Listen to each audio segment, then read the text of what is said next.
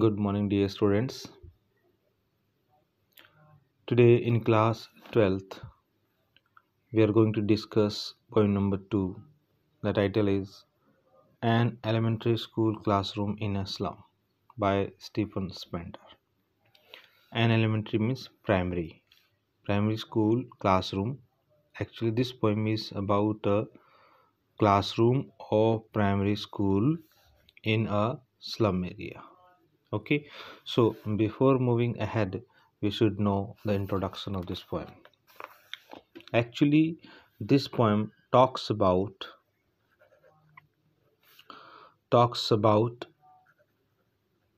two different worlds. Two different world. What are these two different world? One world is of rich people, and second is of poor people. And we are going to discuss about the school classroom of slum area. So in this one, okay. So in these two worlds, there are two things. What? Injustice. What kind of injustice? Social injustice and class equalities, class inequalities. These are the two different worlds that really define slum area and its school. The poet Stephen Spender has given such a brief introduction as well as the depth of the poem to show us the students of classroom how they are looking, means physically, okay. What do they what are they doing mentally, okay. What is their future, and what are the factors that affect their present situation and future both, okay. So here in this poem we will see what physical standard of the students, mental standard of the students, and present and future condition or the situation of the students, and how do the rich people play their role in their lives, and what kind of social injustice has been created, and what is the class inequalities that is being described in this poem number 2. So dear students, this poem is really a pathetic description of the slum children, in which the poet talks about different things which I have written here.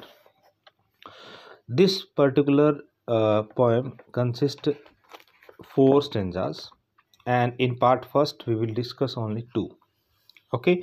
So stanza first talks about physical standard of students, okay, in which we will see where they are studying, in what kind of school, okay. Physically, how do they look, how many examples, in which we have a girl,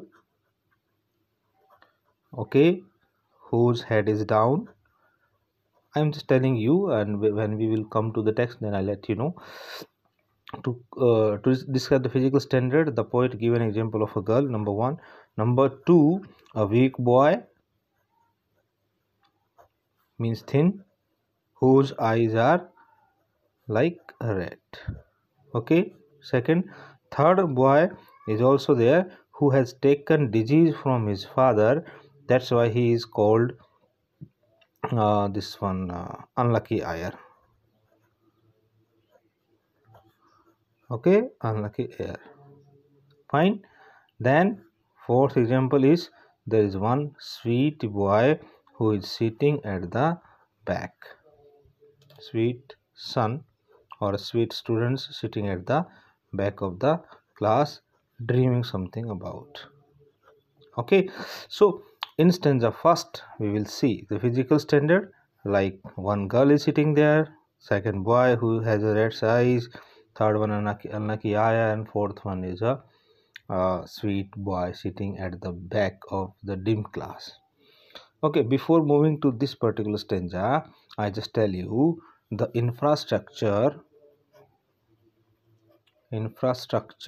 means the building and the you can say facilities provided in the school are not good, like the class is dim class.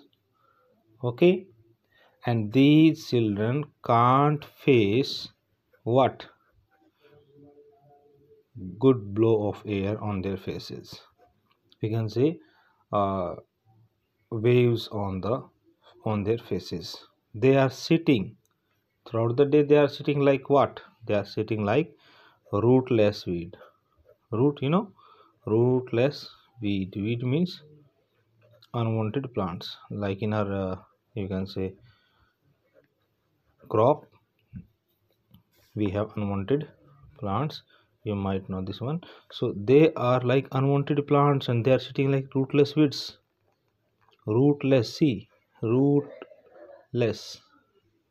Such kind of you can say writing work has given by the poet Stephen Spender to describe their physical and mental standard. So what could be the basic reason behind all these things?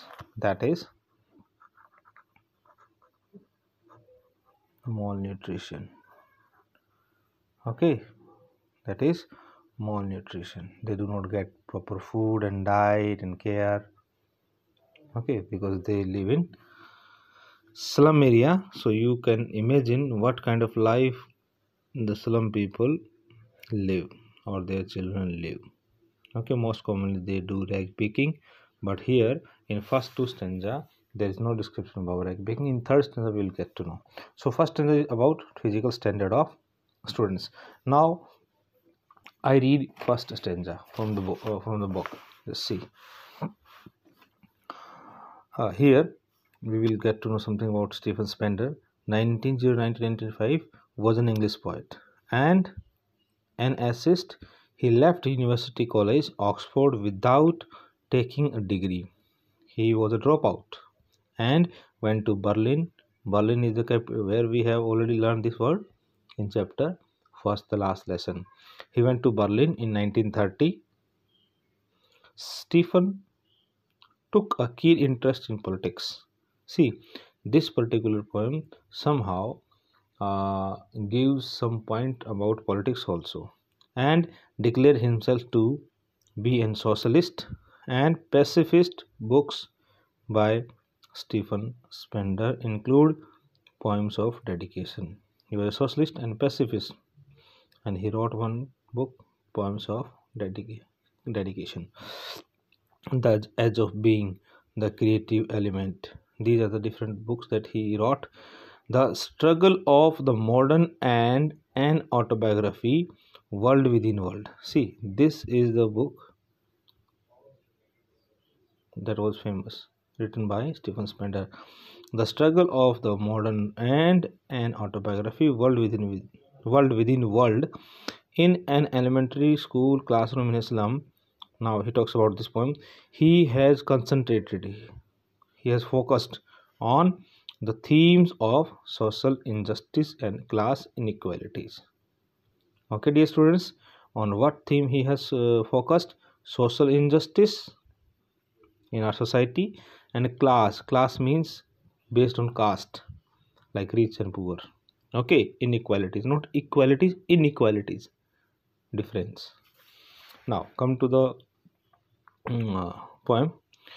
First line, far far from gusty wave these children faces. So these students, these children, those who are sitting in the classroom, they are away from gusty waves, means glow of the or blow of the air they can't face on their faces, means good kind of air they cannot feel on their faces. And they are sitting like what? They are sitting like rootless weeds. Just now I told you, rootless weeds. See, they are sitting means they are inactive, they don't have any base, they don't have any kind of, you can say, backup from where they can get something to grow up. Okay, so they are sitting like rootless weeds. Now first example, the hair torn round their pallor. Pallor means pale face, and why this their face is pale? because they have what? Malnutrition. They do not have proper diet and food. Okay, so that's why their face is pale because of malnutrition. And now first example, the tall girl with her weighed down head. There is a girl, tall girl, who has put her head down because of malnutrition, because of weakness, because of physical weakness. Now second one, the paper swimming boy. There is a boy who is paper swimming. Paper swimming means thin, very weak, with red eyes, whose eyes are sunken. Okay, their eyes are like rats. The stunted. Okay, so example we got, one is tall girl, second is a girl, boy who is very thin, whose eyes are like rat. The stunted means weak, unlucky eye. Why this third example the boy has been called unlucky eye? Because of twisted bones. His bones are like very weak and not in proper shape. Reciting, and he has taken what? A father gnarled disease. He has taken this weakness from his father. What kind of weakness? Twisted bones, weak bones, not in proper order, not in proper shape. That's why he is called unlucky ayar. Otherwise, the people, those who get some kind of property or the uh, balance from their father, they are called lucky ayars. What is ayars? The actually ayar means the person who becomes king after his father. In Hindi we call it Uttradhikari. So this particular child, third example given by Stephen Spender, described that this child has taken this disease from his father as a gift. That's why he is called unlucky ayar. Now move to next. His lessons from his desk. This unlucky ayar is reading his lesson from his desk. Now at the back of the dim class, back of the dim class, dim means not proper lighting. So in the at the last bench of the class or dim class, one was sitting unnoted. Nobody noticed it. Nobody noticed him. Sweet and young. Even though the child is sweet and young, his eyes live in a dream. He is mentally absent. Yes, want to see his eyes live in a dream. Like you, sometime go out of the class without thinking and something, thinking something actually. So his eyes live in a dream. This this sweet and young boy sitting at the back class is dreaming something. What he was dreaming? Of squirrel game. He thinking that he's playing with a squirrel. He's playing a squirrel game in tree room, and this sweet and young boy has created this whole room in a tree. See, this is mental absence of the fourth child who has been playing, or who is playing actually, who is playing squirrel game by sitting at the back of the class and thinking that this is not a classroom, and he has imagined this classroom as a tree. Okay, other than this, apart from this, there are four example Stephen Spender has given in stanza number first to describe the physical and mental condition of the students. I hope you have got it, dear students. Now we come to stanza number 2. Stanza number 2 is about the condition of classroom. And right now I told you that infrastructure. Okay, so dear students, in this one, in stanza number 2, we will get to know what condition of walls. First one, then Shakespeare. When we talk about English and we do not have a description about Shakespeare, it means we are incomplete. Next one, there is a scenery of valley. Okay, and open-handed map. Open-handed map means the big one. Then windows of the classroom and their future. Okay, so just I repeat, in this stanza number 2 we are going to discuss what is infrastructure of this classroom, like what kind of condition of the walls they have. Then we have discussed description about Shakespeare. Then we have description about a valley, and this valley is Tyrolese Valley. Okay, and we have an open-handed map and windows, and what about their future. So in this one we are going to discuss these certain things. Let's have a look on stanza number 2.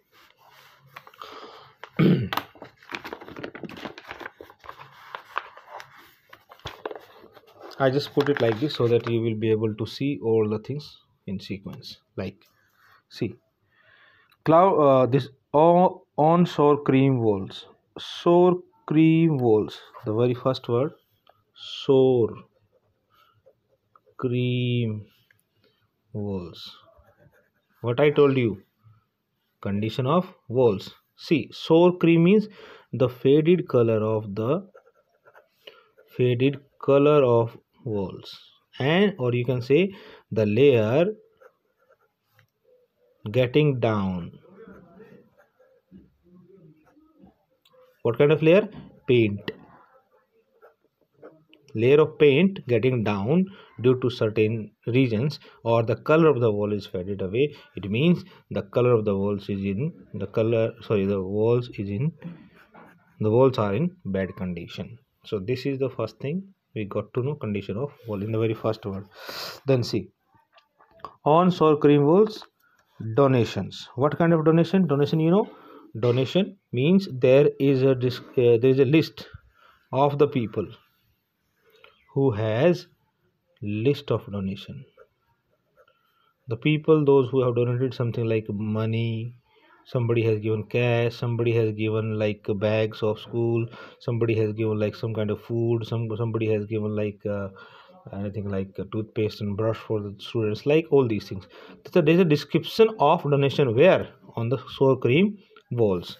Okay, then third one is Shakespeare head. Shakespeare head means picture of Shakespeare hanging on the wall. And what kind of wall they are? They are in bad condition. So in first line we got to know that three things. One, condition of walls are sour cream, and list of donation is also being hanging on the wall.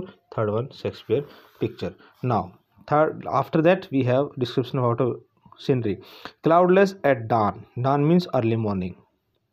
Early morning, what happens? Generally the sky is cloudless. Okay, civilized domes riding all cities. Domes, civilized. See, first time we got to a positive word over there. Civilized dome riding all cities. Okay, there is a valley in the scenery, and belled. The valley is full of flowers. Okay, what kind of valley this is? This is tireless valley. This valley is full of, see, like this one V shape we have valley. Geographically you might have studied. Belled, flowery, tireless valley. Whenever the wind comes or enters in this valley, it is full of flowers. So when it comes, it creates some disturbance, and when all the flowers they meet to each other, there is a sound, and this sound is of bell. Okay, so this is the scenery has been described in the scenery that is hanging on the wall. Now first one, let's have a recap over there. On sour cream wall, first one, list of donors or donations.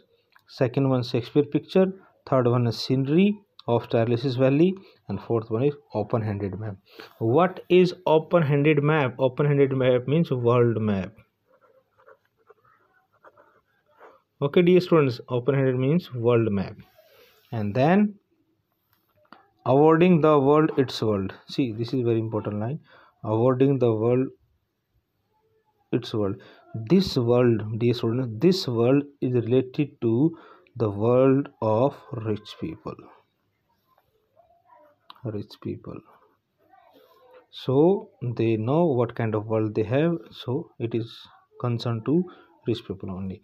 Then and yet, for these children, there is windows. This classroom has some windows, not this map, not these windows, not this map. Their world, where their world, their future, or where all their futures painted with the fog. See, painted with the fog means become dark. So all these things, including rich people, they have painted their future. See, they have painted, they have created, they have imagined their future with a fog. Fog means not clear, foggy, isn't it? So their future has become dark. So these things show us that in what way these people and the world of rich people, they have made their future dark. See, so again I just come to the point of conclusion of sentence number 2. First one, we'll go to know about the condition of whole. Then we have a picture of Shakespeare. You know why this picture has been described in this one? Because the students of this classroom, what kind of classroom it is? It is primary classroom. So dear students, do they really know the importance of Shakespeare picture? No, never. They do not, even they do not know who this person was. So it is useless for them. Then the valley that has been described, Talus's valley of Rome, it is also meaningless for them.